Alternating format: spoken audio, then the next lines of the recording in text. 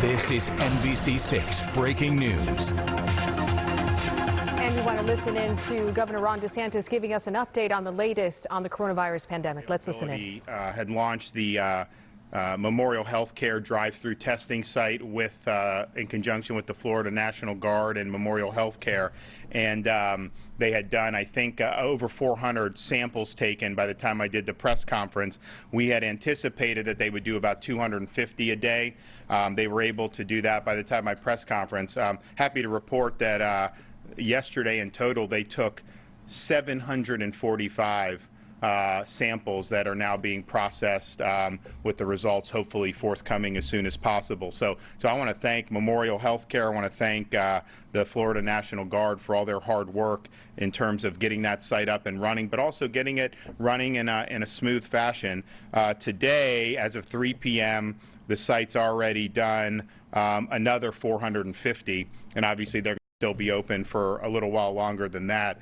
We've also been able, HHS sent us another 5,000 collection kits, so we're sending those down to Broward as well. So I think that site hopefully can be a model with what else can be done. And again, that's in Pembroke Pines. It's open 9 to 5, although yesterday pretty much every car in line, they worked really late and did a really good job. And we think that these sites are very, very important. You know, you have seen increases in the number of people that have tested positive, which we expected. But it's important to kind of get a sense of what's out there. It's very divergent across the state in different communities. And, you know, we want to have widely available testing as soon as we can. If we had another 250,000 collection swabs like we ordered immediately upon the emergency, you know, we would be in really good shape. But we're working every day telling Jared, figure out this way, this way, this way. And so we're getting them in and pushing them out. We also have federally supported test sites. So Jared worked with FEMA to be able to get, it's basically a plug and play. They don't give us any personnel, but they give you the different things that you need to be able to take the samples. And so those are going to be in Miami at the Hard Rock Stadium parking lot. They're going to be in Orlando at the Orange County Convention Center, and then in Jacksonville, it's at the Jacksonville Jaguar Stadium. The Jacksonville one opened today. I was able to talk with the sheriff in Duval. Very smooth, actually relatively lightly trafficked. He thinks that they may end up expanding the ages to try to get more people in. And so, you know, in some ways, you know, that may be a good sign that maybe not a lot of people are experiencing some of these symptoms in Northeast Florida, but we'll have to see. But that, I think, is every one of those test sites comes with 2,500 collection samples, and so if the collection samples are taken appropriately, that's another 2,500 tests that can be done, and that's going to be very, very important. The Miami-Dade site is due at Hard Rock Stadium on Monday. When we had the Super Bowl there, I don't think people necessarily thought that we'd be back for the testing, but we're rolling with it and working as hard as we can to get as many people, particularly in the South Florida areas that are affected. You pretty much have, I think, Broward, Dade, and Palm Beach, almost 50% of the cases in Florida are in those areas. So the Miami site will have our Division of Emergency Management.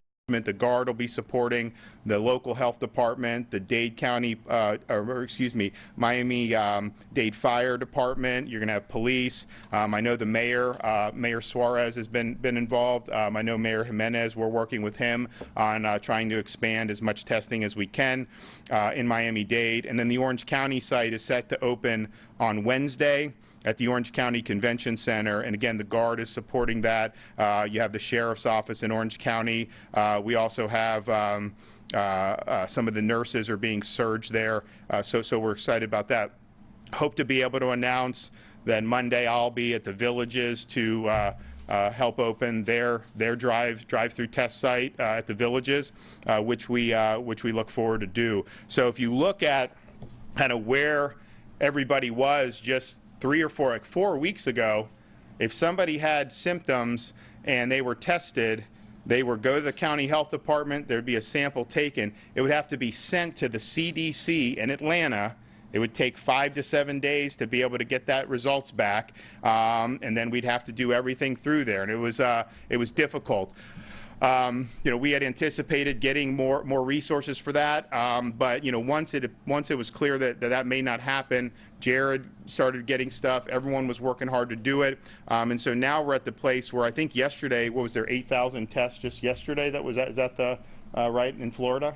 As of last week. Yeah. So the scale is going up, and I think we're going to continue to do it. I mean, we have thousands of additional swabs going to places all across the state, Jacksonville, Orlando, City of Tampa. They're working with Raymond James Stadium to do something there. We're sending a lot to the key health departments like Miami-Dade, another 1,200 collection samples there, as well as places throughout the state of Florida. So this is important, and the goal would be to be able to cast as broad a net with this as possible. And I think if you're able to do that, really helps inform how we're best able to prevent more damage from the virus, and I think that that's a very good thing. And then we're also looking at, you hear different things about this company's coming up with this test and this test. Anytime something like that happens,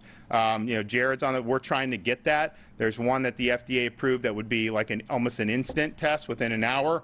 But there's going to be obviously a huge crush of demand for that, and the federal government's probably going to be one of the major players in that. But we're looking for all of that, and really want to do as best we can. I would say the one thing we've seen with the statistics is there's a lot said about kind of the 65 and older population, and for good reason. The virus, the fatalities, and the really serious hospitalizations have typically been people who have been over 60 and have a serious underlying medical condition, and that's still being borne out. But I would say in terms of the infection numbers, you actually have a majority of the infected have been under 60, and so that's just something people think, just because you saw folks who were older and who had underlying conditions, thinking like, well, it's really just about people who are elderly. No, I mean, you can get this if you're in your 30s, 40s, and there's not necessarily high rates of fatalities with that, but some people have really had some serious health consequences as a result of it. And so it's just something people need to understand, that it is out. The elderly are obviously are most vulnerable to this, but it's something that could affect anybody. One of the things that people are concerned about as the virus has gotten into the United States and spread in various communities is, what does that mean to hospital capacity if you ended up seeing a flood of patients? Obviously, you see New York, they're having to do a lot of things to try to figure out how to accommodate what potentially can be a huge crush with the way that's escalating in the city. We in the state of Florida have 18,000 available beds out of about 55,000 beds overall. ICU bed capacity, almost 1,700 out of about 5,600 adult hospital ICU beds available. But what I've asked Jared, Mary, Dr. Rivkes to do is identify other facilities that could be used. And not just some of these are medical facilities that we could use. Some of them are things like convention centers. We've had hotel owners say, if you want to use the hotel, you can do it. And the reason why you would want to do that is if somebody comes in, tests positive, if you send them back home, they're likely to infect the people that they come in close contact with in their home. So then the virus continues to spread. If they have a place to self-isolate where they're not going to be in close contact with anybody, then the virus dies with them. And so we're working on ways to figure out that. I've told Mary, license any of these places where you may do some of the medical care, and make sure that folks understand that you may need to move people around in a way so that the core hospital isn't overwhelmed. And we have right now throughout the state 34 hospitals that have 50% or greater capacity. ACA has identified 6 vacant medical facilities throughout the state, which we may be able to utilize for response efforts, and they're looking at the best ways to do that. So there's going to require a lot of communication. It's got to have federal communication, local, as well as looking at private sector, but it's something that we've been working on for quite some time now. An update on the Broward ALF, Altria, Willowwood. Remember, this is the ALF where we had the first nursing assisted living fatality. This was a facility that did not impose the requirements that our ACA put in and that the CMS later issued on behalf of the federal government to guard access to these, make sure who's going in is being screened. They had sick construction workers, sick hospital staff, they had sick people in the food service.